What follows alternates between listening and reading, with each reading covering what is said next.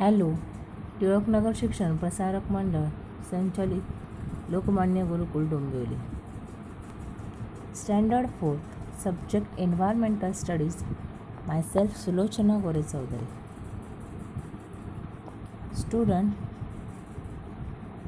Today we will learn lesson number 4 water safe for drinking part 2. आज आपण पिण्याचे पाणी या पाठाचा भाग 2 या व्हिडिओतून पाहूया. ट्राय दिस. हे करून पहा. टेक अ सम मडी water in a big beaker. If you do not muddy water, then make some by adding some soil, pieces of dry twigs, straw, leaves, etc.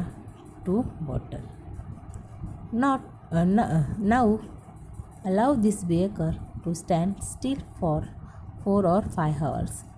म्हणजे एक मोठ्या चंचुपात्रात गढूळ पाणी घ्या. जर गढूळ पाणी नाही मिळाले तर नसेल तर थोडीशी माती, पाण्यात थोडीशी माती, बारीक सारीक काड्या आणि वाळलेल्या पालापाचोळ्याचे छोटे छोटे तुकडे करून मिसळून पाणी गढूळ करून घ्या.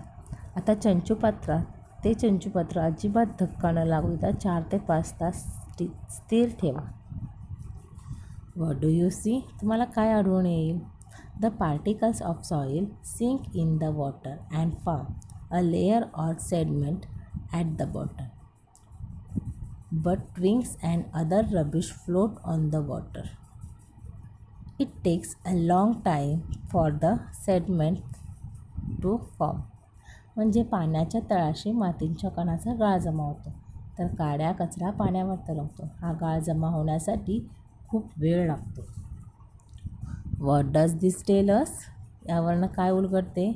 Particles of soil are heavier than water, but because they are very small, they take a long time to settle to the bottom of the water. Leaves, twigs, etc. are lighter than water. म्हणजे मुलांना मातीचे कण हे पाण्यापेक्षा जड असतात की नाही, म्हणून ते अगदी आकाराने लहान लहान छोटे छोटे असल्याने त्यांच्या पाण्याच्या तळाशी जमा होण्याचा वेग कसा असतो? फार कमी असतो. पालापाचोळा आणि काड्या मात्र पाण्यापेक्षा वजनाने हलक्या असतात. Now the water appears much cleaner and transparent than it was. आता पाणी पहिल्यापेक्षा खूपच स्वच्छ आणि पारदर्शक दिसते. The process of allowing heavier particles to settle to the bottom of still water is called settling. Settling म्हणजेच पाणी असे खूप वेळ स्थिर ठेवून त्यातला गाळ खाली बसू देणे, यालाच पाणी निवळणे असे म्हणतात. The process of allowing heavier particles to settle to the bottom of still water is called settling. Without disturbing the sediment, pour the water above it into 2 smaller beakers. Even though this water appears much cleaner than before, there are still some fine particles of soil and some rubbish floating in it. म्हणजेच मुलांनो, गाळाला धक्का न लागू देता वरचे पाणी दुसऱ्या 2 चंचुपात्रामध्ये ओतून घ्या. हे पाणी आधीच्या पाण्यापेक्षा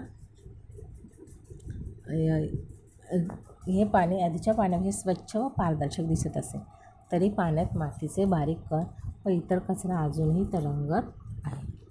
now carry out the following experiment using this 2 beakers. Label them 1 and 2. आता असे 2 चंचुपात्रे घेऊन पुढील प्रयोग करायचे आहे. या चंचुपात्रांना 1 व 2 असे क्रमांक द्या. Try this. Take a piece of alum and swirl it once in the water in the first beaker. Leave this beaker undisturbed for 2 or 3 hours. म्हणजे मुलांना आता काय करायचं आहे? पहिल्या चंचुपात्रात तुरटीचा एक खडा हलक्या हाताने फिरवा. त्यानंतर ते पाणी अजिबात धक्का न लागू देता 2-3 तास स्थिर ठेवा. What do you see? तुम्हाला काय आढळून येईल? The particles floating in water slowly. settle to the bottom, and the water in the upper part becomes transparent. The twigs and straw still keep floating on the water. म्हणजे मुलांनो, पाण्यात तरंगत असलेले कण हळूहळू तळाशी बसतात आणि वरचे पाणी पारदर्शक होते. कचरा काड्या मात्र अजूनही पाण्यात तरंगत असतात. What does this tell us? यावरनं काय लक्षात येते, काय उलगडते?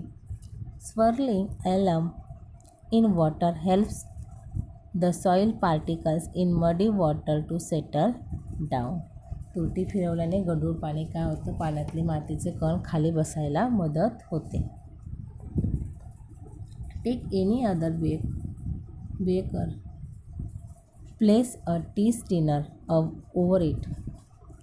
Fold a piece of fine cotton cloth into 4 layers.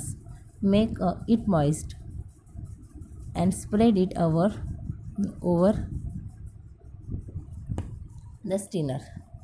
Now pour the water in beaker 2 in a thin stream on the fold of the cloth. म्हणजे आता एक मध्यम आकारचं चंचुपात्र घ्यायचं आणि त्यावर चहाचे गाळणे ठेवायचं. एक स्वच्छ तलम सुती कपडा घेऊन तो 4 चौपदरी घडी घाला त्याची. आता ती ओली करून गाळणीवर पसरा. दुसऱ्या क्रमांकाच्या चंचुपात्राचे पाणी त्या घडीवर बारीक धार धरून ओता. What will you see? The rubbish and soil particles remain on the cloth. The water collects in the beaker below. It looks transparent. म्हणजे मुलांना याच्यावरनं असं लक्षात येते की माती आणि कचरा जो आहे कपड्यावर अडकून राहतो आणि गाळणीच्या खालच्या चंचुपात्रात पाणी पडते ते पारदर्शक दिसते. What does this tell us? यावरनं काय उलगडते? If we steam muddy water it helps to make it clean. This process is called filtration. म्हणजे गढूळ पाणी गाळून घेतले की ते स्वच्छ व्हायला मदत होते. After doing this experiment, throw the water into the soil and wash your hands with soap and clean water. प्रयोग करून झाल्यानंतर ते पाणी बागेत टाकून द्या व हात साबणाने स्वच्छ धुवून घ्या. Now a new term. Potable water safe for drinking. म्हणजे काय ते पाहूया. Water that does not endanger our health in any way when we drink it is called water safe for safe drinking water or potable water. म्हणजेच काय होतं की जे पाणी प्यायले असता आपल्या प्रकृतीला कोणत्याही प्रकारचा धोका होत नाही अशा पाण्याला निर्धाक पाणी असं म्हणतात. Water that does not endanger our health in any way when we drink it is called safe drinking water or potable water. We have seen some methods of making muddy water clean and transparent. However, such a water may still not be potable.